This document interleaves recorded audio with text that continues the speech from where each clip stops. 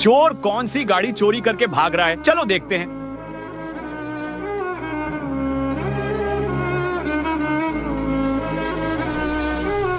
मुझे तो लगता है चोर ने ये वाली गाड़ी चोरी करके भाग रहा है, लेकिन उसे देखने से पहले। बेटा मुझे देखकर इग्नोर मत करना। इस बार जो भी परीक्षा में पास होना चाहता है मैं पास कर दूंगी, लेकिन मेरा भी एक काम करना होगा तुम्हें। इस वीडियो को लाइक और चैनल को सब्सक्राइब करना होगा और 5 सच्चे दोस्तों को शेयर करना होगा और मेरे बेटे जाते जाते कमेंट में सरस्वती माँ लिख दो। और इसका तो पापड़ बन गया।